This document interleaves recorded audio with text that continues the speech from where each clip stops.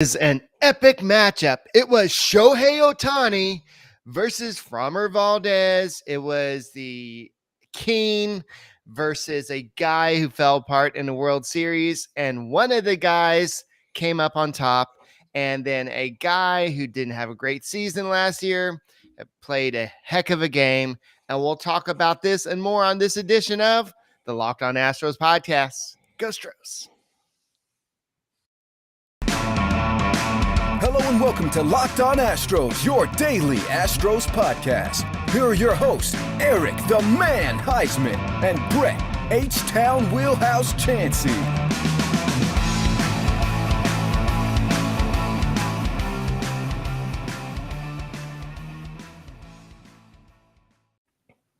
We are Locked On Houston Astros, and we hope that you join us for a daily Locked On Astros podcast. My name is Eric Huysman. You can find me on Twitter at Eric Talks Astros. Find the show at Locked On Astros, your team every day. Brett, where can I find you at? They can find me at H-Town Wheelhouse on Twitter and Instagram, at Astros411 on Twitter, Instagram, and Facebook. Always positive. When Ryan Tepera is on the mound, always Stros. All righty. This is exactly what I pictured it was going to be. It was a pitcher's duel for a while. I even pictured Alex Bregman hitting a home run. There's a lot that I kind of predicted. This was not going to be a slugfest. This was going to be a pitcher's duel, and Framber Valdez really stepped it up. And speaking of stepping up, thank you, Locked On Astros Nation, for stepping up and making us your first listen every day, whether it's on YouTube. Keep on subscribing. The numbers are going up. Give us a like and keep on listening to us on the way to work, on Apple, Odyssey, Spotify, wherever you listen to podcasts. Keep on listening. And the Astros are in first place, baby. First place. That's right. We're going to go 162-0 on the season. It's been confirmed here. You heard it first live on Locked On Astros. Eric, you did say that. I really thought that the Astros, once Ohtani was out, I did think that they would unleash on, too bad guys weren't on the plate, but they were 40 feet away from really hitting back to back, like 4 home runs in a row. I mean, It was, Pena gets up there and just turns on a ball too quickly. Yuli barely, what this offense is going to have the ability to do when someone like Pena gets more comfortable in the plate. That's a tall order. Altuve had a hard time tonight at the plate with Ohtani. Struck out 3 times. Was getting fooled on some pitches. And then, these guys manned up. But here's the thing. At the beginning of the game, you had both pitchers going at each other, and you had where Ohtani started hot. And then at one point, Eric, he had struck out 5 batters in a row. And the last 10 batters he faced, he struck out 7 of the last 10 or something like that. It was insane. And then Framber settled in after he was a little wild. I know that when it's warm out there and you get that warm California air, that baseball is hard to grip as a pitcher. It started out as one of these, like you said, back and forth, not a lot of offense. But then the Astros, they got this lineup, and you give them enough opportunities, they're going to produce. Yeah, Jeremy Pena was tested right off the bat. It was a little dribbler that went over the pitcher's mound, and he had to run up and throw out Shohei Ohtani. Ohtani is fast. He's fast. Like the all-around package. He can pitch, he can hit, he can run, he can do a little bit of everything. And Jeremy Pena showed a lot of skills today. I know that he got an error today.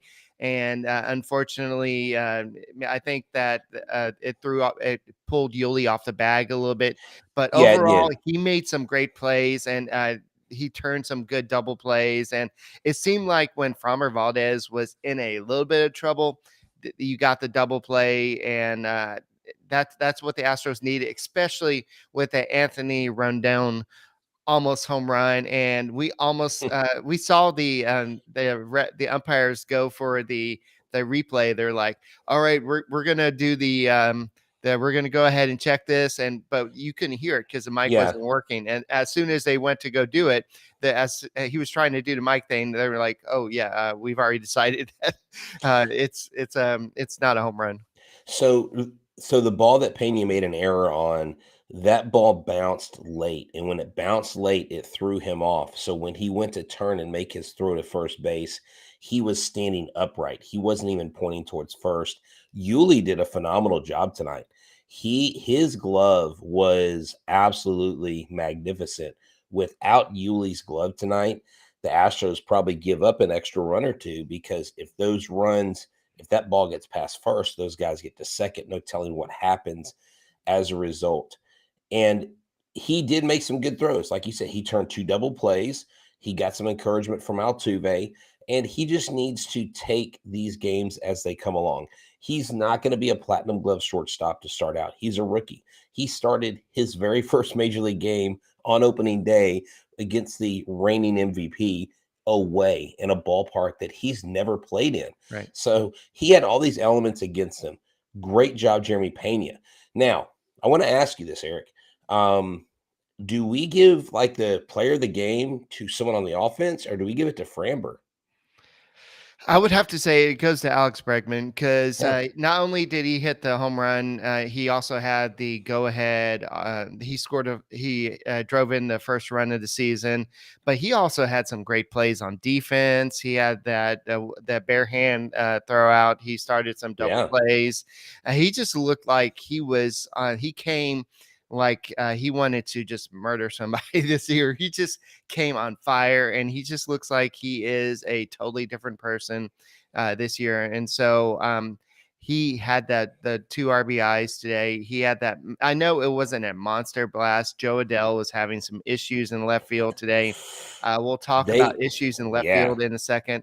But Odell was definitely, but he's an everyday left fielder, so he shouldn't be having those type of issues. But that probably would have been caught by most outfielders, but it was still a home run. Yeah, And it he was his had a first home bad. run.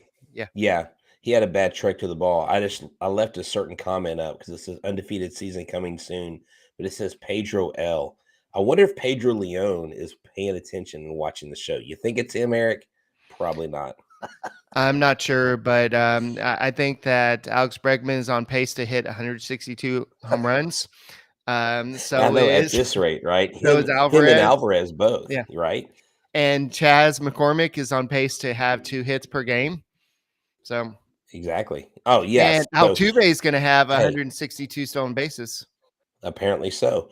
Did you see? Because I tweeted out right after that, because when he got picked, or when they attempted that pickoff move, when he got up, he kind of looked at the pitcher and he looked at Lopez at first base, and he said, "I'm going to steal next pitch," and he took off. He was like, "Forget it, I'm gone." And dude, he freaking was burning rubber on that play. Eric, I love what I saw tonight, because I know what this offense is capable of. You know what this offense is capable of when they get in a groove. But not only that, when their pitchers back them up and they only give up 1 run, that is huge. In a 3-1 game, I know it's the Angels, and I know the fans, I think, picked the Angels to win or something. I don't know. Like, somebody picked the Angels to win the division, which I think is completely insane. But this team is built to last. This team is built, and it's just going to be one game at a time. We don't want to put the cart before the horse. We're not winning the World Series after one game, but you Right. saw a little bit of Alex Bregman, focused, playing offense. I mean, playing defense, running out infield singles to first base, hitting a home run. The dude looks great out there, and that is so encouraging. All right. So here's a little quote from Alex Bregman. I think the guys had a great time today on opening day. You think, Alex Bregman? And if you want to have an even better time, why don't you grab a Built Bar? That's right. Built Bar is the best tasting protein bar on the land. And especially after a great victory like this, you want to go grab a Built Bar. I love Built Bars. I actually had one today for my snack in the morning and then afternoon, just to keep me going, because I was so excited for the game tonight. I needed something to take my mind off of trying to snack and eat a bunch of like popcorn and Cracker Jacks and all that stuff. So I grabbed a Built Bar. Why? Because here's the deal. They've got about 130 calories, 4 grams of sugar, 4 net carbs, and 17 grams of protein. That's right. And not only that, they have these new things called Built Puff. Built Puff is wrapped in 100% chocolate. It is a protein-infused marshmallow. It is amazing. They have cinnamon churro, coconut marshmallow, banana cream pie. The sky's the limit with these bad boys. So go to built.com right now. Use a promo code LOCK15. Get 15% off your order. If you want to hit back-to-back jacks off Ryan Tepera like the Houston Astros, go to built.com and use the promo code LOCK15 for 15% off at built.com. All righty. And if you want to call the future of future stars tomorrow, like I called Bregman's home run today, why don't you go check out Lindsey Crosby at the Locked On MLB Prospects? And he does a great job just looking at all the farm systems, and he'll keep you updated. And go check him out on Apple, Spotify, wherever you get your podcasts. Just go check him out. So I just wanted to go ahead and show you this. Not only did Bregman hit a home run, but we had Alvarez hit a home run back to back off of our old friend who liked to talk a little smack, Ryan Tepera. And so this was after the playoffs last year. I actually forgot what he said because it didn't mean anything to me, or I just Admit didn't something care. to the Astros because they sure as heck didn't forget. Yeah, even the Astros Twitter handle was like, "Yeah, we remember. We took receipts," and so that was just awesome that that they just kind of did this against us, and not only them, but I know Kyle Tucker almost sent it to the wall, and then Yuli Gurriel sent it deep, and even Jeremy Pena he hit a like a deep foul ball. So Yeah. that at bat is something to kind of That's something build to build on. on. Yeah, exactly. No, it was great. And Eric, Chas McCormick coming out, and I don't want to lose Chas McCormick in this narrative because of the back-to-back jacks. This guy comes in. Remember, just a week or I think a week and a half ago, Dusty Baker said, I'm not impressed with Chas. He hasn't really done much. Like publicly criticized him. And then he comes out and has one hell of a game. I mean, that is what professional athletes do is you hear the noise, but you internalize it in a way that it builds you up. And that's what I love about this team. There was a pregame interview that they had already taped with Julian Morales and Jeremy Pena. And he said, how can you not be excited about your future here? Because he goes, I'm surrounded by Hall of Famers. I'm surrounded by guys that are going to be in the Hall of Fame. And another cool thing, a side note with AT&T Sportsnet, they had a couple new additions. They had one Clay Hensley, who was a regular on Locked On Astros, and Michael Bourne sporting his jersey right here on the wall. I went ahead and do it the Michael Bourne jersey in honor of him.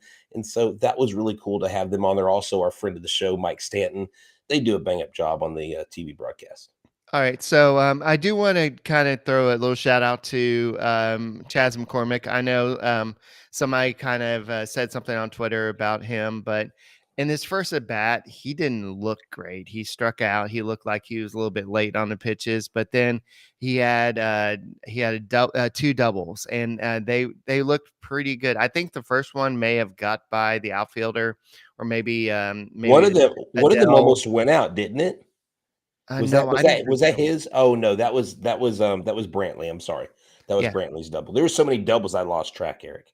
Yeah, so I think maybe Adele misplayed one of them, but the bottom line is his bat speed looked great, and so all this talk about maybe we have a center field issue. I'm not saying he's the overall answer. I think Jake Myers coming back he's gonna say no. This is my job. So there's a healthy competition is gonna be good, but it's good to see that the center field is not going to be a weak spot. Granted, it's just one game. It's a small sample size. I'm not going to take too much from this, but it's good to see that he is hitting. And isn't it classic that after all this, the crap we said yesterday about Kyle Tucker needs to hit second, and then Michael Brantley is going to hit six. Of course, Dusty Baker switches it up and does what Dusty Baker does. He just puts him hitting second, and it makes total sense because he's a veteran guy. And who do you want up there to get the first hit for the Astros of the season? That's Michael Brantley. And of course, he's going to do it. And he's the guy that they actually pitched. Ohtani pitched to Altuve.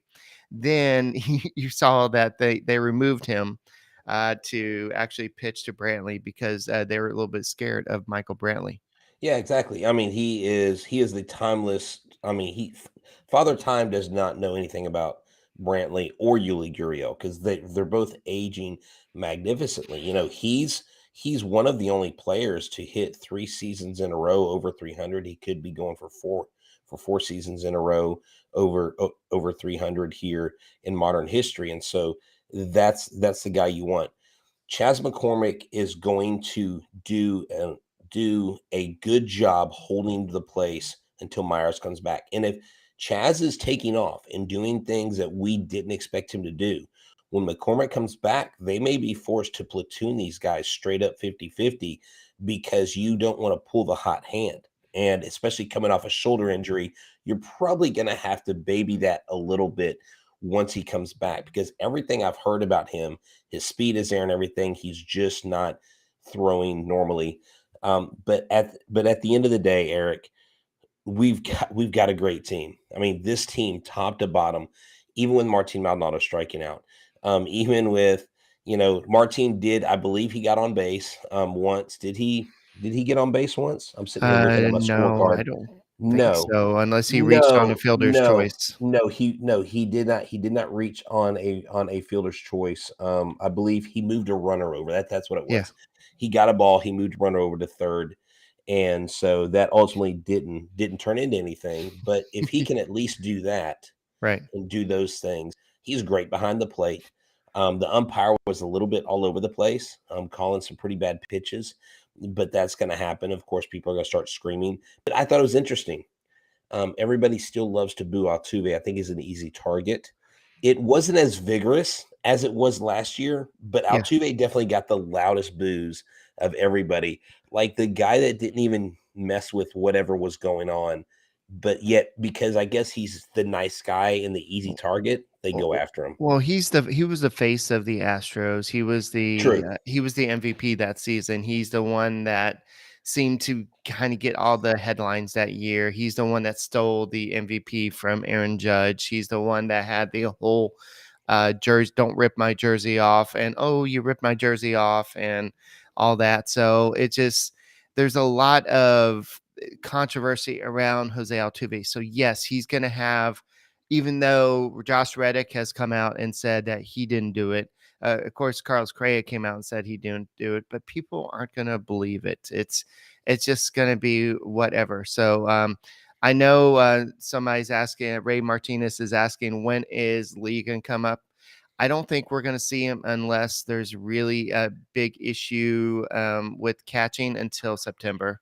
And I think they're going to kind of get his feet wet. They're going to have him kind of do some mentorship with Jason Castro and Martin Maldonado. He'll get some experience catching, but I don't think that they're going to bring him up until then, unless somebody gets hurt in that situation. But he is the catcher of the future. But in this lineup, if Pena starts hitting and if McCormick or Jake Myers, when he returns, starts hitting and can hit consistently, then you don't really need a hitting catcher. I mean, yes, you have, I don't want to call him automatic out because he's going to get some hits every once in a while, but you can have somebody in there for defensive purposes. But keep in mind that Jason Castro can still hit. Yeah, exactly. I think you need to give him more time to mature also in Sugarland. I think you need to give him more ABs. Just give more experience. He's got guys like Hunter Brown, he's got Sean Dubin, he's got Brett Canine, he's got all these, flamethrowers got thrown to him. Anoli will be down there eventually, Josh James, those guys. So the more reps he gets with these guys that are either in the major leagues or have touched the major leagues, Peter Solomon, guys like that, it'll be good for Corey Lee. Yeah, I had to block that bot we had in chat. Yeah, I didn't see it. So I was asking you about this. Right here we have says Sham. I'm sorry, Sahim. If I'm saying your name right, I apologize if I butchered it, but I went ahead and jumped out on a limb there. Jordan shouldn't dive again this year. He turned a single into a triple. Now here's the thing, Eric. If you're the manager, do you want Jordan diving, or is that something you can't tell a guy to go out and not play, right? You can't tell a guy to don't give your all. Well, in that situation, I mean, he's not a natural left fielder. He's somebody that has played it, but he's just a guy that's learning how to play, and he doesn't have the instincts. He doesn't know what to do. So I just think that he was going out and he thought he could get it, and he misjudged it. If it was George Springer who misjudged it, you wouldn't be yelling at him. You'd be just being like, "Oh, he gave it his all." But I mean, yeah, that was a bad call. But at the end of the day, it didn't cause the Astros to lose. But I know that Chandler Rome has been giving Dusty Baker crap all day about, well, why did you start Alvarez in left field on opening day? Why don't you put your best fielder in the field on opening day? And Baker's like, are you going to be asking me this every time I put Alvarez in the outfield? He said, yes, yes, I am.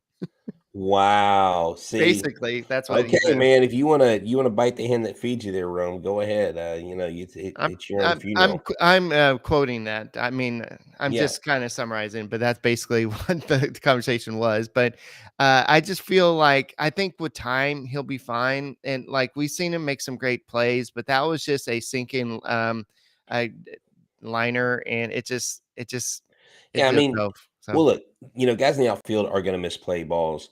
I guess I wasn't necessarily thinking, whether or not he should be playing left field, but whether or not he should have dove for that. And if he doesn't know, what he's doing, like if he doesn't, if he's not able to judge things properly, then maybe it's something they need to maybe talk to him about. But then again, if you have him playing, he's going to hit better. You have him playing, you can't tell a guy to not play his heart out. And so that's all going to come with maturity. That's all going to come with experience. And he may not be, Eric, as fragile as we think he is. I don't think he is. I think that his knees should be good, and we should be able to bet on him kind of being able to play the outfield more. And he's a two-way player now, so hopefully he can do that. So speaking of betting, let's talk about Bet Online. Yeah, betonline.net is your number one source for all your betting needs and sports info. Find all the latest sports developments, including this week's Masters Championships odds, podcasts, and reviews for all the different leagues this season. I mean, Tiger Woods went -1 in his first round, so go check that out. BetOnline is your continued source for all your sports wagering information, including live betting, esports, and scores. Head to the website today and use your mobile device to learn more about the trends and action. Bet online, where the game starts. Alrighty, so this is a credible start to season. Derek Reese says, and don't worry, Pena will do exactly what these boys do: take the adversity head on and use it to fuel on the road to greatness. So I think you said something similar to that earlier. And no, I'm not going to ask the bot we banned what they think about shifts. So, um, so, but definitely, I do want to kind of talk about the fact that the Astros have set a new modern day record for opening day wins with 10. They That's tied right. I think, who is it? They're the Boston Bean Eaters, but they did it in the late 1800s. So it's not been done since 1900. So it's been over 120 something years since it's been done. So no one in the modern era has won 10 straight opening day games. Pretty phenomenal. 1887 to Yeah. 1896. Yeah. The Boston Boston Bean. That's actually not a bad name, Boston Bean Eaters. I mean, it's kind of easy to say. I think I'm going to call the I'm going to call the Red Sox the Bean Eaters from now on. The St. Louis Browns had a 9 straight from 1937 to 1945. The Houston Astros, 2013 to Mhm. 2021. The New York Mets from they had 9 straight wins from 1975 to 1983. The Cincinnati Reds had 9 wins from 1983 to 1991, and the Seattle Mariners, back when they were Semi good, I guess, or maybe not good. 9 straight wins an opening day from 2007 to 2015. I don't know that they were good. I think they just happened to win 9 straight opening day games. I mean, there's a difference between being good and oh, hey, speaking of, have you seen the hype video that the Mariners put out? No, somebody put that in our chat. I know, but no.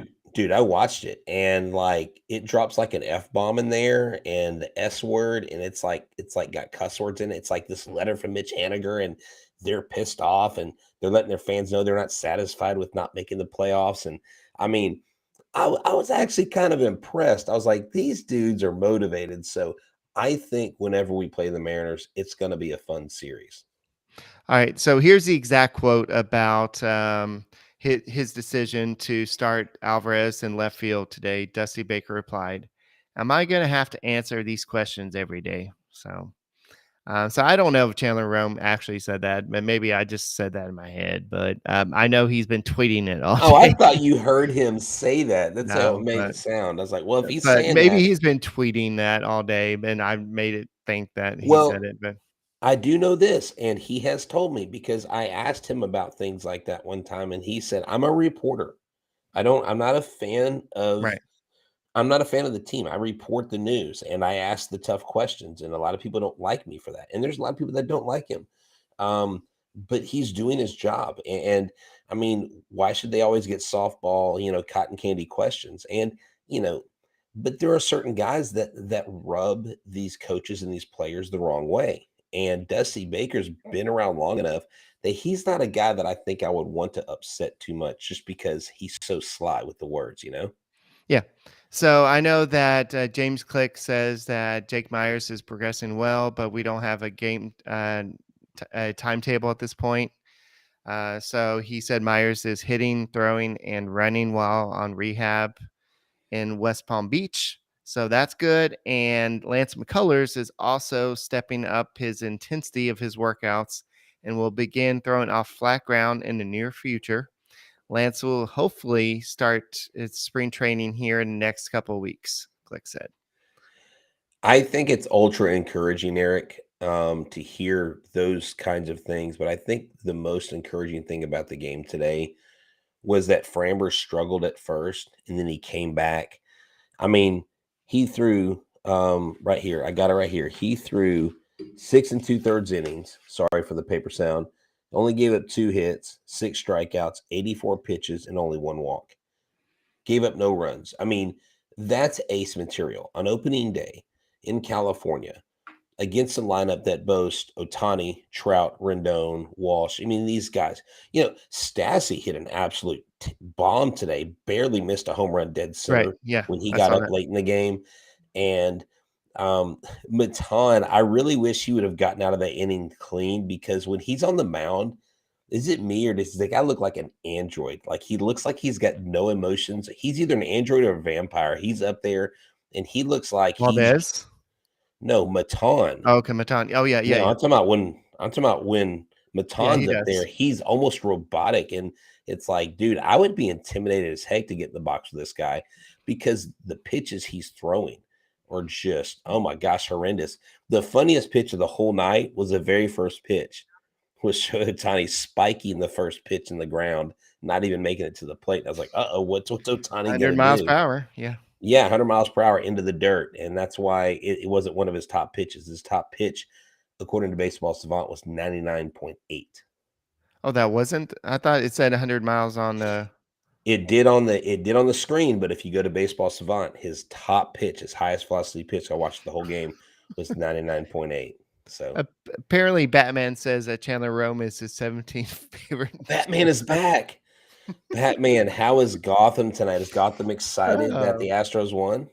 oh, that's crazy. That's crazy. But yeah, the Astros, I know Matan gave up the run, but I'm not worried about that. But Valdez just looked on fire. He looked like the ace that we need. I know that Verlander's technically the ace, but this guy, when he's on, and he was dominant. And when the curveball was going low in the zone, it was unhittable. The spin rate was awesome on his pitches, and Mike Trout looked like he had no chance tonight against him. He looked like, remember all these times where Mike Trout has said Framber Valdez has some of the best stuff in a game? It looked like it tonight. He had no clue what was going on. He may not have struck. I think he struck out once against him, but I think it was one strikeout, right? I believe so. Yeah, I'm looking here. Yeah, but the rest of it was like a weak ground out or Yeah, something. he had one strikeout. He reached on an error. Oh, okay. So he didn't get a hit. He walked, he struck out, he reached on an error. Okay. Yeah, Trout only hit 3 times. I mean, Yeah. yeah, they only got 3 at bats total. They did not. I mean, the Astros pitchers took care of business tonight, Eric. This pitching staff is a force to be reckoned with. And okay, we lost Carlos Correa. Who cares? Like, he's gone, and we still will succeed. This team will be the AOS champions by the end of the season, and they're going to go further than that. So, anyways, I don't know what else we can say except, hey, Jake Odorizzi, we're pulling for you, man. We need you to have a solid game tomorrow, and if you do, I know all these Astros fans are going to love you, but if you don't, man, they're going to roast you on social media. And you got to go more than 2 innings. I think he will. I think he's motivated like the other guys, but you're right. He does have to go more than a couple innings and not give up that long ball.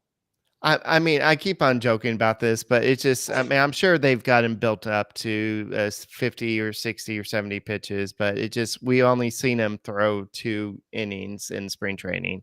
And I know that they do a lot more stuff behind closed doors, but the Astros did get 8 hits tonight. And overall, they struck out 10 times. I'm not going to say it was a dominating offensive night, but it was in the what was it, the 8th inning, once Ryan Tepera came in when the Astros hit the back-to-back home runs, and it could have been more. Like, even when the Angels were batting, even the outs were loud for them. It just, something about the 8th inning was just like, I was scared that it was going to be a slugfest and at that point. But this was what I thought it was going to be. I thought it was going to be a low-scoring game.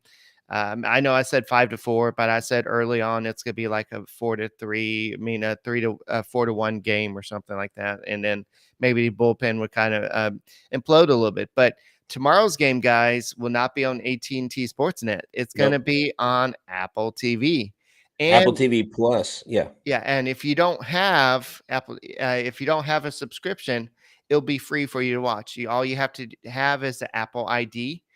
So all you have to do is go and download the app, I believe, and just sign in to Apple TV Plus, and then you can watch the game tomorrow on. I'm sure you can watch it on your TV. You just have to have a smart TV, or you could watch it on your phone. You can watch it wherever you want to.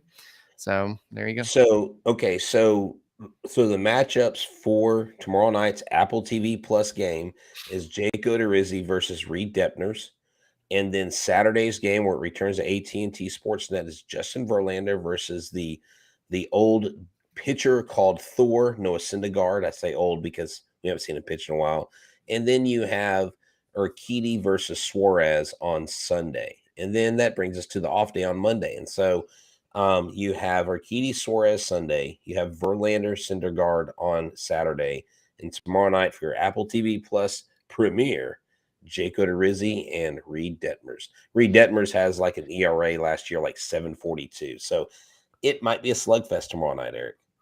Yeah, that's the guy I was actually talking about earlier. The guy, the prospect. I was thinking about picking up. That he's actually highly rated in the prospects, and so he's a guy that could be a big prospect down. What's Sammy says, I can't wait for next year when we play on HBO Max or Cinemax. Or, oh, hey. I was thinking Paramount Plus. Okay, Eric, stop it. Good God. We got to go to bed. It's too late for this crap. This is Locked On Astros After Dark. No. So, alrighty. So late night with Eric. Eric's needs some sleep. But anyway, so the Astros, I mean, the Angels have not faced Jake Odorizzi a lot. And they haven't had much success against him. So this would be a interesting matchup. And Michael Brantley has a home run against Detmers and 3 at bats, and Chas McCormick is 1 for 1 with a hit, I guess, and that's about it. So Yeah. But hey, you know what? It's gonna be a great series. The Astros are gonna win tomorrow, and I mean, let's go Astros, dude. Let's wrap it up. I'm tired. all righty. So I'm super pumped that the Astros won opening day. We're first place. Now let's stay in first place. And this is the team that you're going to see a great defensive team, a team that's going to pitch great and get the timely hitting. And let's go Stros. And we'll be back probably on Sunday night with another edition of the Locked On Astros podcast. Go Stros.